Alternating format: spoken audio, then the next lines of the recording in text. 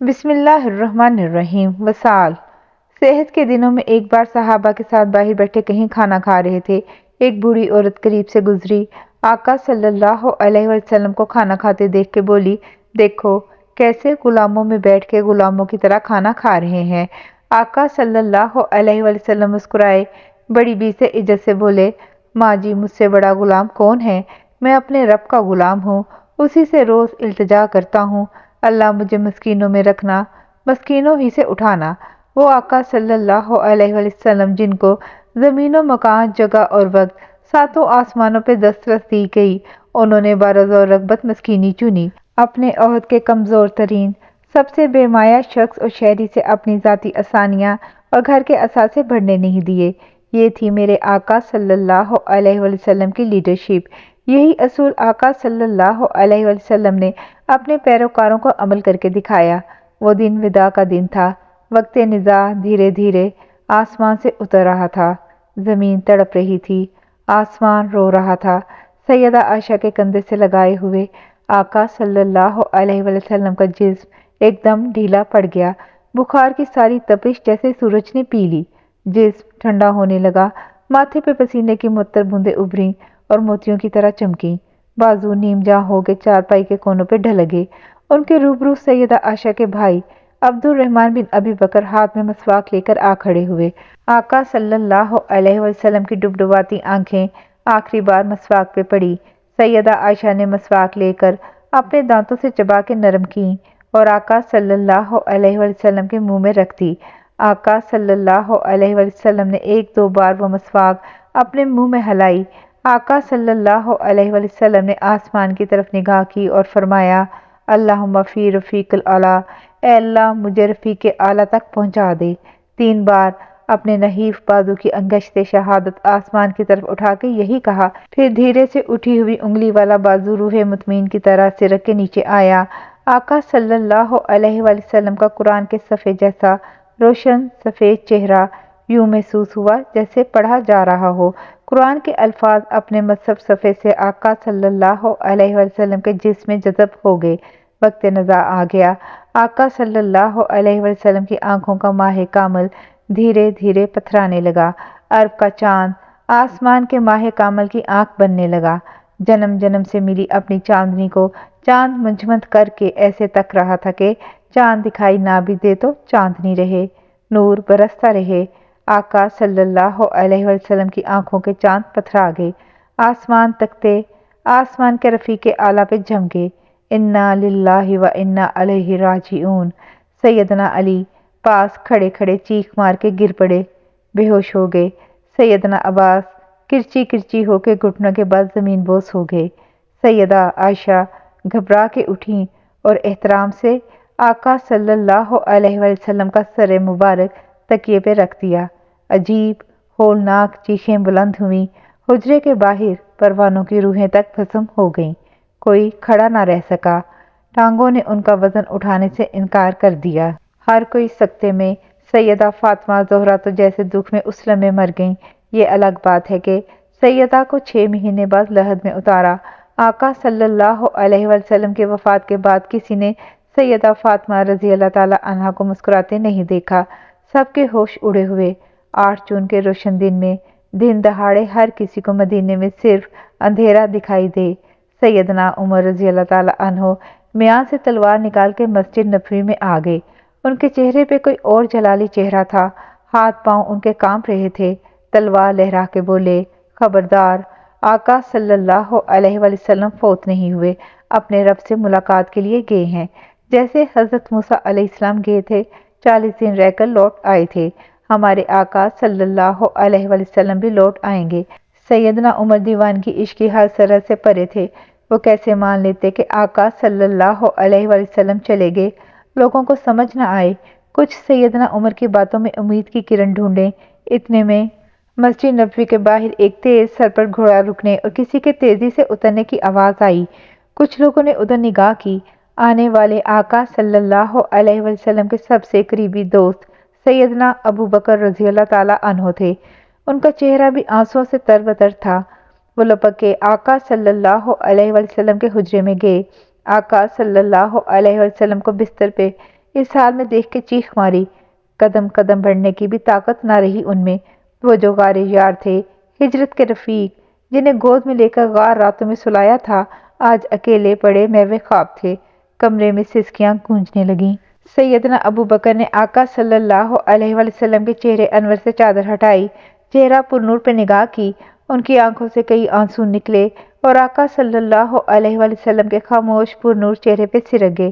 سیدنا ابو بکر آقا صلی اللہ علیہ وسلم کے چہرے پہ جھکے، ادب سے ان کی پیشانی کو چوما، روتے روتے کانپتی آواز میں بولے، میرے ماں باپ آپ صلی اللہ علیہ وسلم پہ قربان، خدا کی قسم اللہ آپ پر دو موتیں کبھی جمع نہ کرے گا۔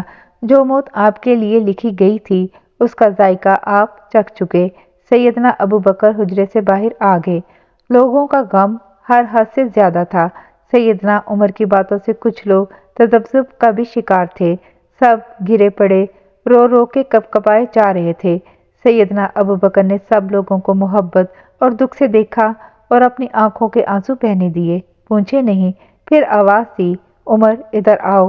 سیدنا عمر اپنے ہوش میں کب تھے، نہیں آئے۔ بیٹھ جاؤ، سیدنا ابو بکر نے عمر سے کہا۔ وہ تلوار لیے کھڑے رہے، نہ بیٹھے۔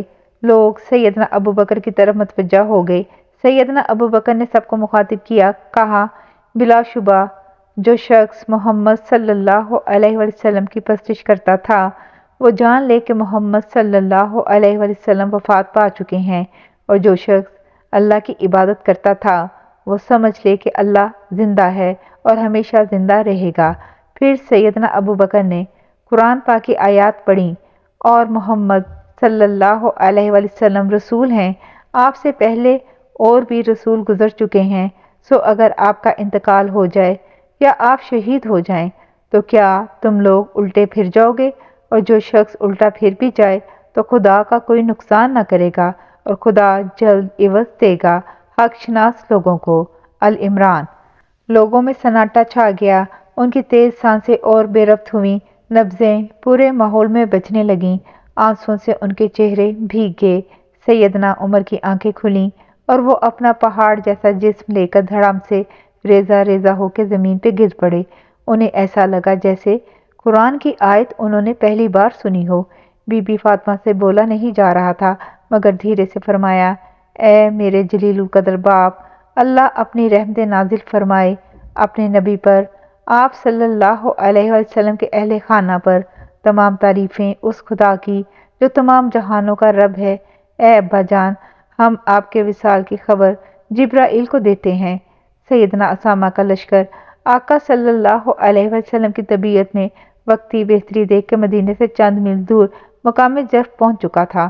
وہاں انہیں یہ جان لینے والی خبر ملی، سب بھاگے واپس آئے۔ اسلامی مملکت کی جانشینی کا مسئلہ حل ہوا۔ انصاری خزرج کے سردار سعد بن عبادہ کے ساتھ مدینہ کے ایک محلے ثقیفہ بن ساعدہ میں جمع تھے، اور اس کے سردار اسید بن حضیر، سیدنا ابو بکر رضی اللہ تعالیٰ عنہ، سیدنا عمر رضی اللہ تعالیٰ عنہ اور دوسرے اکابرین کو ساتھ لے کر ادھر ہی پہنچ گئے تاکہ بعد میں کوئی پیچیدگی نہ ہو۔ اسید بن حضیر سردار اوس نے مختصر سی بات کی کہ لوگو، تم آقا صلی اللہ علیہ وسلم کا تعلق سیدنا ابو بکر سے جانتے ہو، میں انہیں خلیفہ رسول کے لیے نامزد کرتا ہوں۔ سیدنا عمر نے لپک کے سیدنا ابو بکر کے ہاتھ پہ ہاتھ رکھا اور فرمایا، میں بیعت کرتا ہوں۔ سب ہاتھ لپکنے لگے، سب نے بیعت کر لی۔ ان میں صرف سیدنا ابو بکر مضطرب تھے، آنسو آنسو جسم لرز رہا تھا۔ بولے، لوگو، جب تک میں خدا اور رسول صلی اللہ علیہ وسلم کی اطاعت کروں، میرا حکم ماننا، جب مجھ میں روگردانی دیکھو تو میرا گریبان پکڑ لینا۔ یہی ابو بکر جب مسلمان ہوئے تو ان کا اثاثہ 40,000 درہم تھا۔ 2.5 سال خلیفہ رسول اور اسلامی مملکت کے سربراہ بن کے فوت ہوئے تو اثاثہ 0 تھا۔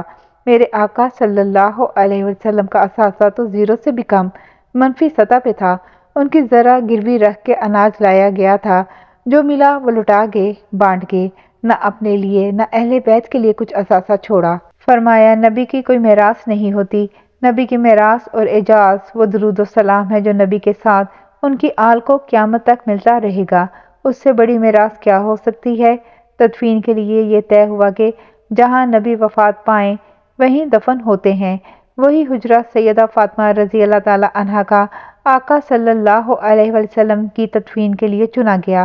غسل دینے میں صرف قریبی قرابتدار تھے، سیدنا علی ابن ابی طالب جس میں اطہر کو مر رہے تھے، آنسوں کے پانی سے سیدنا عباس اور ان کے دو صاحبزادے فضل اور قسم پردہ لیے ہوئے تھے، اسامہ بن زید اور ایک غلام شکران پانی ڈال رہے تھے۔ غسل کے دوران خوشبو سے در و دیوار مہک رہے تھے۔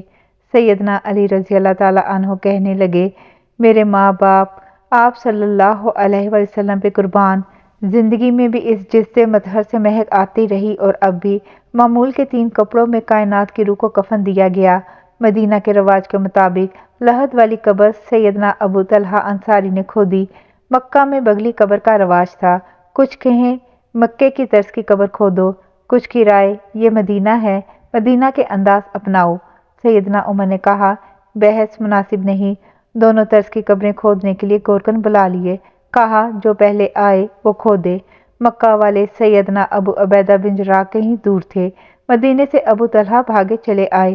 مدینے والوں سے آقا صلی اللہ علیہ وسلم نے 7 جینے 7 مرنے، قبر کے ساتھ قبر، خون کے ساتھ خون کا جو وعدہ کیا تھا وہ پورا ہوا۔ یہی نہیں، قبر کی ساخت بھی وہی ٹھہری جو مدینے میں رائج تھی۔ اب کس کی مجال تھی رسول اللہ صلی اللہ علیہ وسلم کی نماز جنازہ کی امامت کرتا۔ لوگ چھوٹی چھوٹی ٹولیوں میں آ کر بنا امام کے امام الانبیاء صلی اللہ علیہ وسلم کے لیے نماز جنازہ پڑھتے رہے۔ 3 دن نماز جنازہ ہوتی رہی۔ 30,000 لوگوں نے وہاں کمرے میں اور اس کی دیوار کے ساتھ باہر انفرادی انداز میں آ کر نماز جنازہ پڑھی۔ پیر کو آقا صلی اللہ علیہ وسلم رفیق اعلیٰ کی طرف گئے۔ منگل اور بدھ تک نماز جنازہ ہوتی رہی۔ بدھ کی رات تدفین ہوئی۔ آدھی رات تک کے وقت پھاوڑوں اور کدالوں سے مٹی کاٹنے کی آوازیں سن کے حجرات میں موجود رو رو کے ادموئی ہوئی ازواج مطہرات اور سنسناتے سکتے میں لپٹی اجڑی ہوئی رو رو کے سوجی ہوئی آنکھوں والی سیدہ فاطمۃ الزہرا کپ کپانے لگیں۔ وہ سمجھ گئیں اب وہ ماہ کامل، وہ تاجدار حرم، وہ کائنات کے رتھ کو سیدھا راستہ دکھانے والے ہادی رسول صلی اللہ علیہ وسلم من و مٹی کے نیچے چھپائے جا رہے ہیں۔ زمین و آسمان اور جو کچھ اس کے بیچ ہے، سب جن کے صدقے بنایا گیا، انہیں اسی مٹی کے ذروں میں چھپا دیا گیا۔ صبح روتی ہوئی سوجی آنکھوں سے سیدہ فاطمہ خاتون جنت نے آقا صلی اللہ علیہ وسلم کے غلام سیدنا انس کے ہاتھوں پہ آقا صلی اللہ علیہ وسلم کے لحد میں گرائی ہوئی مٹی لگی دیکھی تو روتے ہوئے پوچھا، انس تم نے کیسے برداشت کر لیا کہ آقا صلی اللہ علیہ وسلم کے مقدس جس سے وقار پہ اپنے ہاتھوں سے مٹی اٹھا کے ڈالو؟ سیدنا انس چیخ مار کے رو پڑے، روتے روتے گر پڑے، پھر اپنے دونوں ہاتھوں کی ہتھیلیاں کھول کے سیدہ کو دکھائیں اور عرض کی، سیدہ میں نے یہ مٹی نہیں جھاڑی، اس مٹی کے ایک ایک ریت ذرے میں آسمان کے چاند، خورشید اور ستاروں سے بڑھ کے خوشبختی ہے۔ یہ ہمارے آقا صلی اللہ علیہ وسلم کا بچھونا مٹی ہے۔ قبر مبارک کے نیچے تو وہی ان کے کندھوں پہ پہنی ہوئی سرخ چادر ہے اور اوپر یہ متبرک مٹی، اس مٹی سے بڑی دولت زمین آسمان اور ان دونوں کے درمیان کہیں اور نہیں۔ پتہ نہیں روتے ہوئے گرے پڑے اجڑی آنکھوں والے آقا صلی اللہ علیہ وسلم کے غلام سیدنا انس نے یہ ساری باتیں کی بھی یا نہیں، مگر یہ سچ ہے کہ صدیوں بعد ایک قدیمی آقا صلی اللہ علیہ وسلم کے عقیدت مند کی آقا صلی اللہ علیہ وسلم کی قبر مبارک سے اٹھائی ہوئی ایک مٹھی مبارک تری مٹی میں سے ایک چٹکی بھر وہی مٹی مجھ جیسے حقیر بے مایہ گناہگار کو مل گئی، جس مٹی کے ایک ایک ذرے کے آگے آسمان کے سارے ستارے، سورج اور چاند ہیچ ہیں۔ اس مٹی سے کان لگا کے میں نے آقا صلی اللہ علیہ وسلم کی ساری کہانی سنی اور خدا نے لکھا دی۔ اس چٹکی بھر مقدس مٹی کی کہانی اپنی اگلی کتاب اعتکاف میں لکھوں گا انشاءاللہ، اگر خدا نے توفیق دی۔ وہ اعتکاف جو مسجد نبوی میں کیا اور عیدی میں وہ خوشبخت مٹی ملی، ہزاروں درود و سلام ہو میرے آقا صلی اللہ علیہ وآلہ وسلم پہ، جو اپنے پروانوں چاہنے والوں کے ہر سلام کا جواب دیتے ہیں، یاد کرنے والے کو یاد رکھتے ہیں، اور جو آقا صلی اللہ علیہ وآلہ وسلم کو یاد ہو اسے زمانہ کبھی کیسے بھلا سکتا ہے۔ جزاک اللہ خیر۔